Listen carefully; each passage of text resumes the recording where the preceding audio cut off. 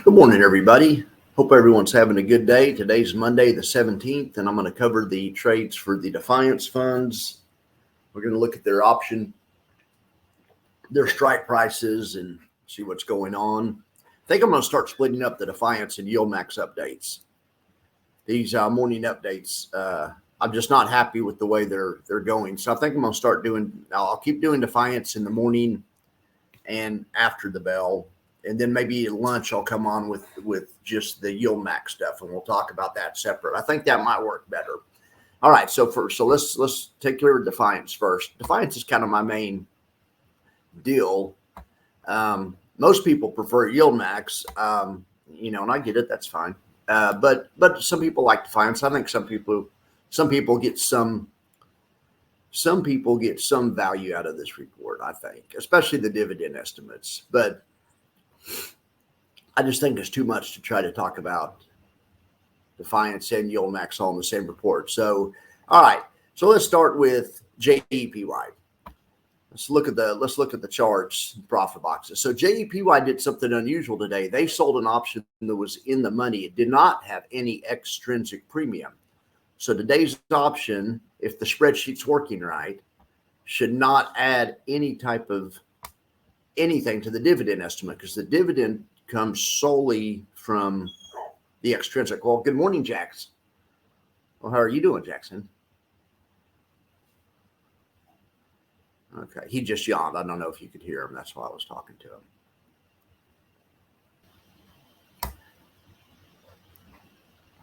All right, so JEPY, and the reason I'm checking is because I have a feeling the spreadsheet didn't do it right. They sold the 54.50 strike. I'm trying to show you how that was just in the money. They sold the 54.50 and they got $12.66. So you subtract 12.66 from 54.50 and that makes 54.37. Okay, so let's go back to the chart. So 54.37, which is this bottom line, is the break even, and it's above last night's close. What typically happens is they might sell an option. Let's look at the day before. They sell an option and compared to where they sell it on the last night's close. So see where my cursor is. That's where the market was when they sold it last night. And they sold the option. They sold the 54.45, and they got 15 points for it. You can tell because that's 15 points between the top and the bottom. All right. Well, these guys sold the 54.50 and got 12 points for it, but it doesn't come far enough to even get to where they sold the option from. In other words,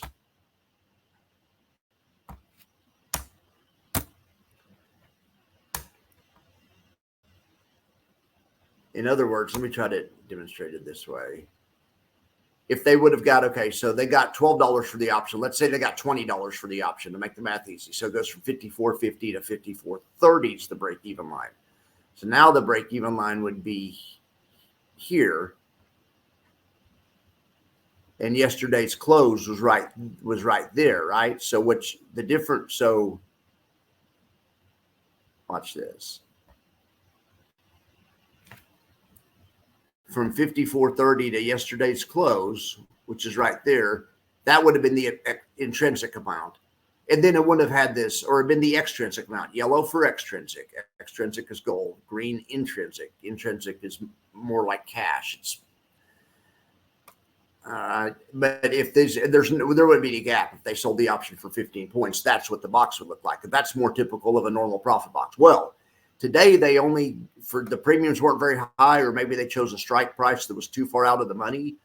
Maybe if they would have chose the same strike price they chose Friday, they could have had, got a little extrinsic premium. In any event, they did not capture any extrinsic premium today. It's not a big deal. It's the first time I've ever seen that happen. I thought you guys might be, or I think it's the second time I've ever seen that happen.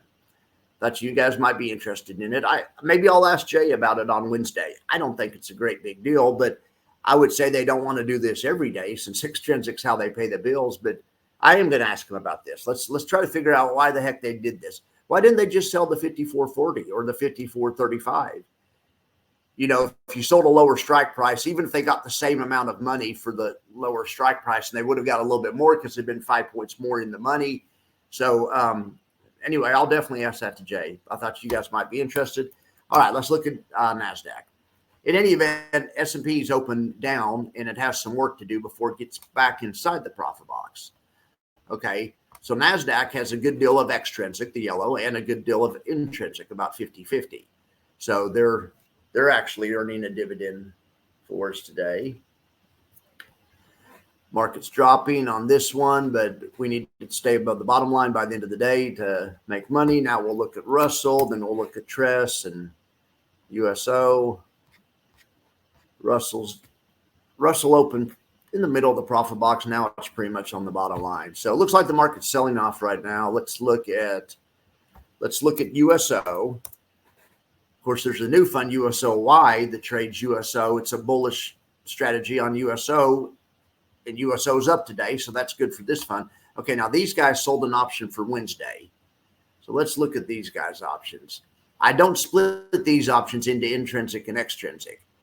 Typically, these guys, I shouldn't say typically. I just don't do it. I guess I should.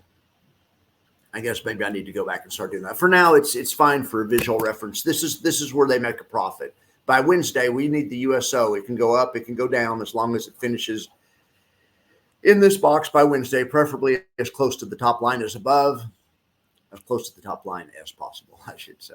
All right, now let's see what Tress is doing. Tress is a treasury alternative fund that trades the TLT, which is a government treasury bond ETF, government bond ETF, I guess. Okay, well, it gapped down today. The market for 20-year treasury bonds gapped down, which means interest rates are going up, which is why probably the stocks are pulling back right now also.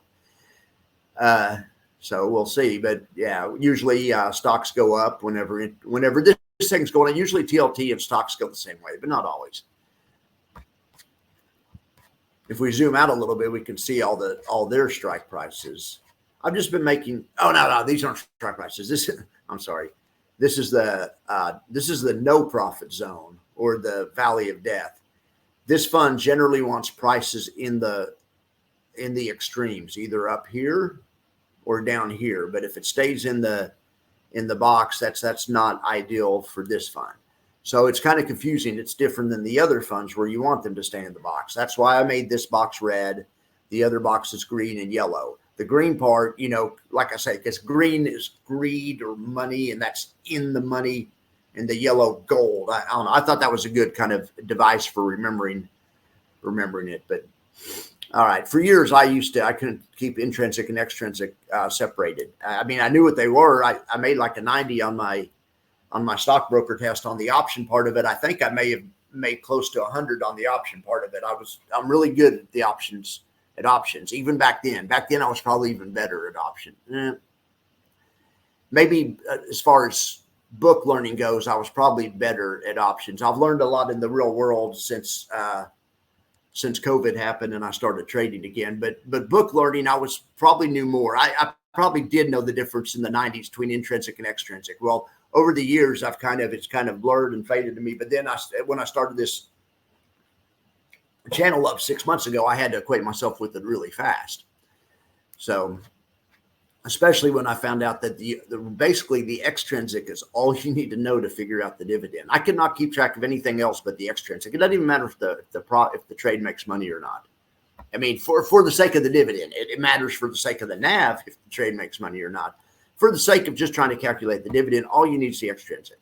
All you need to know is what they opened the option for. You don't even need to know what they closed it for. And I know that sounds crazy, but it's true. I just realized my microphone's not plugged in. It's right here, but it's not plugged into the computer. So I hope the audio's good. All right, guys. Well, let's look at this Tress trade, then I'll get you out of here. So Tress is kind of a complicated trade. It has 4 legs. So I just save it in the option calculator. There it is. There's the Tress trade. Everything's in the red today. All these other trades are GameStop trades. GameStop's down a little bit, or the whole market's going to be down. And also these other trades were their GameStop trades and their long volatility trades in GameStop. GameStop falls down also. So they have till the end of the week though. Okay, but I'll show it to you in a second, but let's look at Tress first. Now Tress has an island of mercy that's appeared. This is called an island of mercy, and it's not really called that. I just made that up. It's not. All right. But you know how we have a valley of death on Tress? Well, the valley of death is represented by the red area because it's the place where if the market expires there, this trade will lose money. But as time passes, a valley of an island of mercy may appear, and that's called penning the strike. So in other words, they sold the 93 put in the 93 call. They expire Friday, the 21st. If by some crazy deal the market closes right at 93 on the 21st, the reason you have an island of mercy is because these puts will expire because you win on both sides of the trade. It's the one spot on the chart, the perfect ideal spot. So you get to keep this 96 cents and you get to keep this $1.43. Usually because they're right together, you're going to win on one and lose on one. One of them is always going to be a full profit the way a straddle works. They both can't be in the money. Only one of them can be in the money. The one that's out of the money is a full profit. All right. So on this one, we aren't really rooting for it to stay at 93. I'm just saying that's kind of it might be a pleasant, it could be a pleasant surprise. We're actually rooting for it to go to 100. We want it to go to 100 or go to 95 or 85. 100 or 85. All right, guys. Well, like I say, we aren't going to do let's not do the yield max today. I'll come on later in the day and take a look at the yield max profit boxes. We'll keep that separate. All right, guys. So let's look at one more thing real quick here. I know that you guys are into the estimates, the dividend estimates. Let's pull up the 5-minute max and so we can kind of look at everything in one spot. Okay. On Friday, I had an error down here on USO. I don't know where that is. Obviously, we aren't going to pay $990,590,670. Anyway, that's not the dividend amount. Is an error. Let's just do that. In fact, I'll just type in today's guess. All right. Well, anyway, we're 91 cents on USOY, and I just checked that this morning. That should be good. It's the calculation should be accurate. Now, what they decide to pay, could be different, but the calculation is good.